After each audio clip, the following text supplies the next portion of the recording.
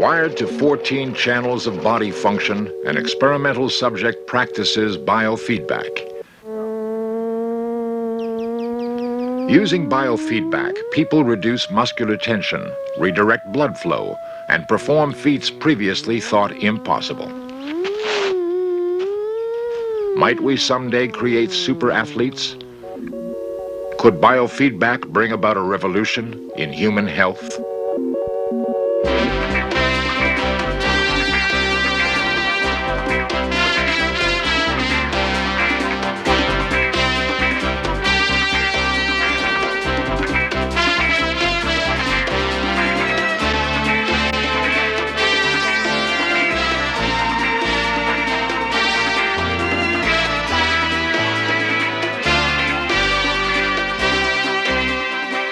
This series presents information based in part on theory and conjecture. The producer's purpose is to suggest some possible explanations, but not necessarily the only ones, to the mysteries we will examine. The human body is nature's most remarkable invention. A self-maintaining system which, treated properly, can run flawlessly for decades. Some people have taught themselves to perform acts bordering on the miraculous, such as those who practice firewalking.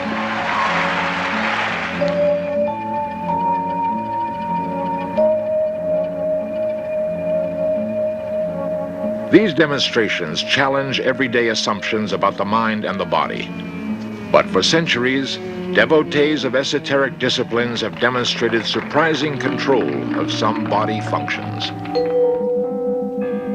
With the development of biofeedback, science and medicine have begun exploring the mind-body connection in exciting new ways. Recently, people with chronic medical problems have been referred to a biofeedback therapist. How does this new healing method work? The case histories you're about to see may seem miraculous, but they're becoming a part of modern health care, the treatment of the mind-body system as a whole. At the Biofeedback Institute of San Francisco, therapist Suzanne Sampson works with Ted, who has high blood pressure. We're working with 3 sets of instruments, three different systems of the body, mainly EMG right now because Ted's only had 4 sessions and we want to just zero in on one particular skill at first and then dovetail the other skills in together with it. So the EMG is on his forehead here, picking up all the electrical activity, all the muscular contraction from there all the way down to, through his neck down to his chest here. And so any kind of extra muscle tension will show up on this dial right here. Okay, Ted, I want to try to have you keep this noise off. Now I'm going to make a new threshold for you. It might be a little bit harder. And you have to make as calm as you can be and just keep that noise off. Remember when you hear the noise just to pay attention to where it's coming from in your face or your neck and attend to it and let it go. Don't try too hard though, just step back and let it happen.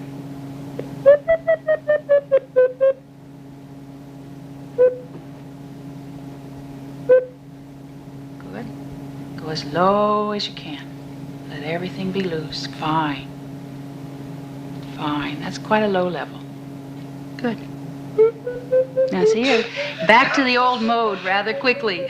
So it's not that you're never going to be able to do that again, but you're going to be able to do it with kind of a layer of slowness, calmness, less physiological arousal, so that you'll feel more paced, less tense. I've already noticed some changes just in the face muscles, how I clench my jaw and how that creates tension throughout my body. And just learning how to watch the machine, learn to relax the jaw and the eyes, and I think it will increase my well-being. What biofeedback does is allow the person to find out that they're making profound changes in their system. Biofeedback experimenter Dr. George Fuller von Bose explains how people learn to use the system. Some of it's just trial and error. Just by fooling around and practicing one thing and then another, the person finds, hey, this works, or this doesn't seem to do anything.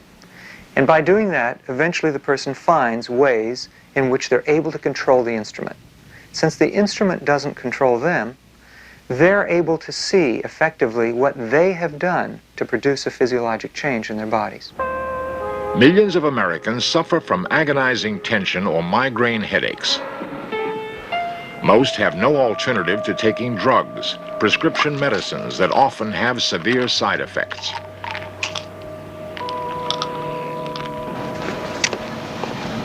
Jill has been suffering from almost constant tension headaches. It didn't start out that painful, but it got more and more painful a couple times. I fainted from it, in class or something, and it was starting to interfere with everything. Okay, Jill, I'd like you to try the exercise we've worked on before, where you tighten your forehead up as tight as you can, up to the 10 on a scale of 0 to 10. And then I want you to experience the tension, hold it for a moment, and then let it go.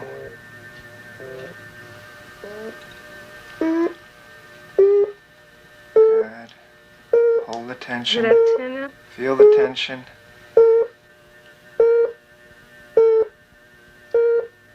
Okay, now cut it in half. Now cut it in half again. And now let it go. Very good. Jill has been taking 8 courses in school instead of the usual 5, including physics and pre-calculus. She's holding down 2 jobs. One, maintaining tanks at the Steinhardt Aquarium, where she swims with 7-foot sharks. Jill is very competitive. She's an overachiever. Her headaches are her body's reaction to excessive stress and tension, its way of telling her to slow down. For Jill, the effects of biofeedback training have been dramatic. When I started out, I had these, the headaches were very painful. And ever since I've been coming here, I've brought them down from about 8s and 9s on a scale of 1 to 10 to like 1s and 2s. Jill's learning to change some of her behaviors so that they don't stimulate these nervous system changes that lead to her headache. People with migraine headaches can practice temperature biofeedback. Using mental imagery, they try to warm their hands, redirecting blood flow from head to fingers, and relieving excessive stretching of blood vessels in their head. The ultimate goal of all biofeedback training is to get the person off the machine and into some form of relaxation, practice, or meditation. There are a number of inexpensive biofeedback devices people can carry with them to check that their relaxation practice really works. At the Biofeedback and Family Therapy Institute in Berkeley, California, Aura Krug works with asthmatic children. What Ben has been learning since he's been coming here for biofeedback is to control the wheezing, and he does that by learning how to relax. Okay, Ben, now I want you to plop like a Raggedy Ann doll. Good. Okay. Now I want you to wheeze. Good. Again. When Ben wheezes, the tone goes up, and then when he plops like a Raggedy Ann doll, the tone goes down, which shows that he's relaxing. Ben, we've got a new machine today. It's this temperature unit here, and we're going to work a little bit with this today, okay? Okay, good. Okay, Ben, I want you to imagine that you're at the beach and that you feel the warm sun. Researchers have found that children learn biofeedback response more quickly than adults.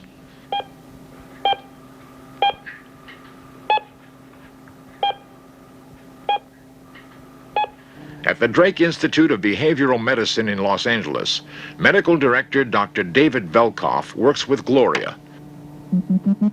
After the recent death of her husband, Gloria developed a peptic ulcer. Part of her biofeedback training is for relaxation.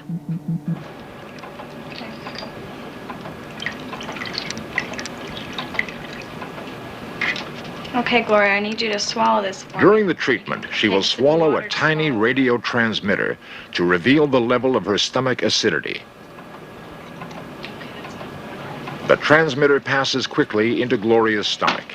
Its signals will be picked up by a sensitive radio receiver in the waist belt and read out by a meter registering antacid capability. Gloria, I want you to close your eyes now, and I want you to think of some unpleasant thoughts.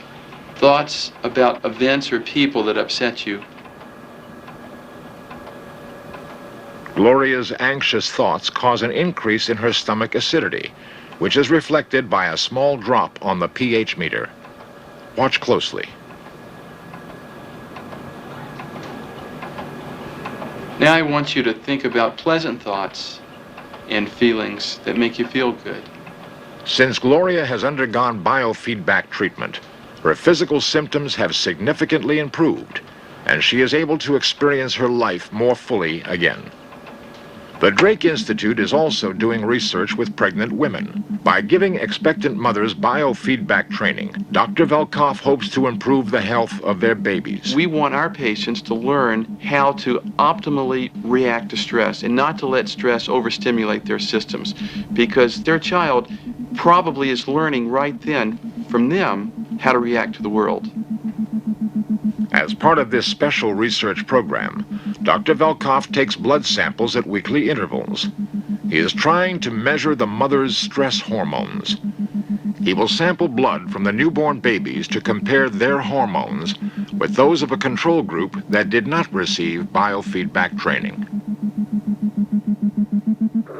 The unborn child's heartbeat will also be measured during labor to monitor fetal stress. If what we believe to be true turns out to be the case, then we're going to have to help mothers redirect their attention and energy into becoming much more aware of how they live their everyday experiences. Because how they're experiencing their life every day during pregnancy is going to have tremendous impact on the health and personality of their infant.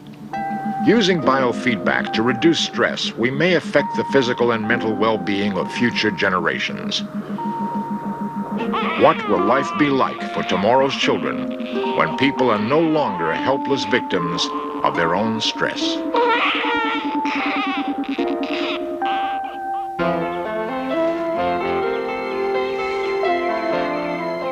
Athletes are subject to extraordinary stress, both physical and psychological.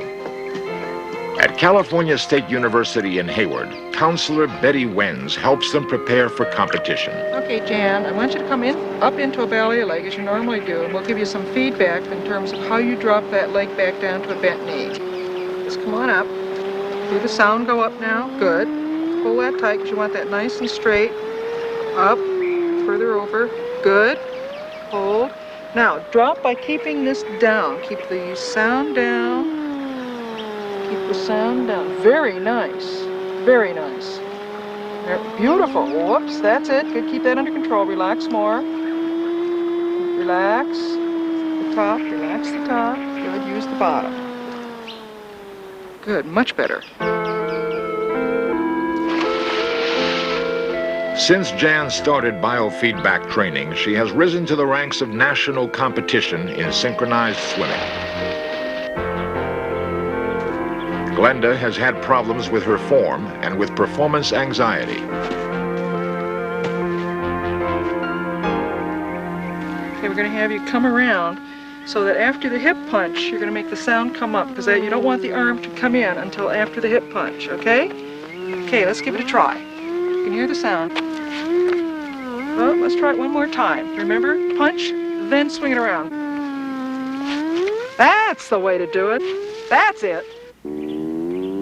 This year, Glenda's competing at the championship level in California. Stephanie specializes in the 3,000 and 5,000 meter runs. I'd get into a race and my shoulders would start coming up, and I have problems when I run. My arms cross anyway like this. It looked really funny, and my lungs tightened up. I couldn't breathe, and so my times were terrible. Okay, see if you can bring that sound down by forcing the shoulders down a little bit. Good. What does it feel like? I can breathe a lot better. It's a lot more relaxed. You know, when I realized where the tension was, I brought my shoulders down, and this year my times have come down 2 minutes in races. But the thing that's most valuable of all is that it's a new form of information, it's a very powerful form of information, and it's the athlete's information. It's not ours or the coaches or anyone else's. It is the athletes, and they are very much in control. Engineer Ned Weed suffered a stroke, which severely hampered his mobility. Suzanne places biofeedback electrodes on Ned's calf muscle.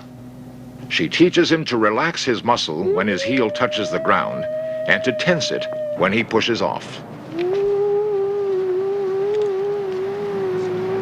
Okay, stop for a minute, Ned. Stop. What I would like to hear is an on and an off. All right, I'll try And the way and do you it. get I know how I get it. The way you get it is to put your weight through I it as know. you step on it. I That know. brings the off. Yeah, I know. Then you get the on Right. as you lift your leg and swing it I forward. know exactly how it works. Let's try it again. Good. The biofeedback therapy has tremendously relieved me of the frustrations that I was confronted with all the time. I'm now able to get around quite ably. The muscles in my left leg have returned considerably, and I'm even beginning to use my left hand, and that is my next hope, is that I can recover more and more of the use of that left hand. And when I've done that, I will consider myself almost totally recovered. Nearly 2% of the population suffers from epilepsy, a mysterious disease in which uncontrolled nerve firings deep within the brain cause crippling seizures. In Santa Rosa, California, researcher Donna Andrews works with Debbie, who's had seizures since she was 6 years old. I become apart from everything around me, and it's like a tunnel that I'm in, and I'm just seeing straight ahead and nothing around me, and I pass out. So last year, in the beginning of the year, I was getting seizures much more often. It was like one every other week. I was under a lot of stress. A lot of things were happening in my life at that time. Okay, Debbie, I'd like you to take a couple of deep breaths, hold them, and let them go very slowly. Debbie tries to reach a state of deep relaxation. She listens to tones derived from her brainwaves and tries to keep them on continuously.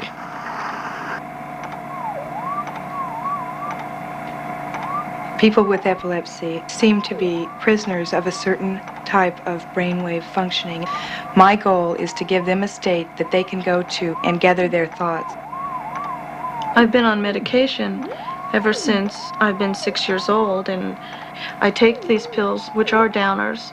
If I am supposedly down now and I feel good, I wonder how it must feel if I don't take them. Well, I've worked with a machine, and I've learned to control my brain waves, and ever since I've done that, I have no seizures.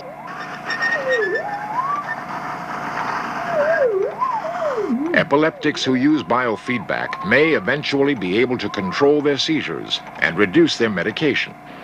At the Langley Porter Institute of the University of California, San Francisco, scientists conduct research with brainwave biofeedback that goes far beyond its current clinical uses. They monitor multiple channels of brainwaves from various parts of the scalp to discover connections between brainwaves and the inner workings of the human mind. Dr. James Hart is assistant professor of medical psychology. My assistant is in the chamber doing alpha brainwave biofeedback. We have coming out on the polygraph 8 channels of brainwaves. We have 1 channel of muscle tension from the forehead, the EKG or heart function, and we have 2 channels of respiration. When he produces alpha activity, large bursts are seen on the polygraph, these large dark patches of ink, and in addition, the tones become louder, so that he knows when he's making alpha. The experimental subject sits in almost total darkness in an acoustically isolated chamber. He tries to stay in a state of deep relaxation, maximizing the energy his brain puts out as waves of the type called alpha. The computer keeps a record of his alpha wave energy and turns off the tones every 2 minutes so he can see his scores. People who substantially increase their alpha brainwaves have experienced reduction in things like schizophrenia, paranoia, and anxiety. There are also physical health benefits such as reduction of high blood pressure, which follow alpha feedback training. We would hope that people would be able, through the use of biofeedback, to attain some of the most profound states like samadhi, as the yogis call it, or satori as it's referred to in Zen, which is a state of enlightenment out of which the greatest forms of creativity could emerge. Alpha feedback has been characterized as involving feelings of flying, floating, lightness, and space. And in profound enhancement of alpha, you actually feel that you lift out of the chair. Dr. Hart also experiments with shared feedback, in which he tries to synchronize his brain waves with those of another experimental subject.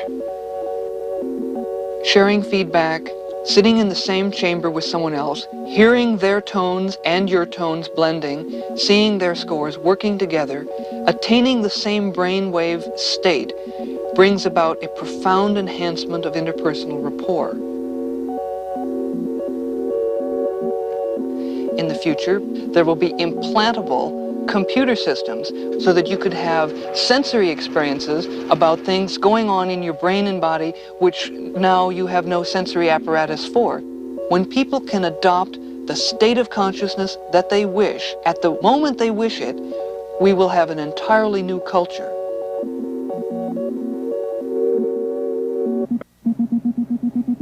Biofeedback is only beginning to be widely practiced. Ultimately, it could usher in a new era of human health care. The most exciting thing to me personally is that biofeedback will become the major aspect of the medicine of the future, a behavioral medicine in which people learn to become an active participant rather than a passive recipient of drugs and surgery.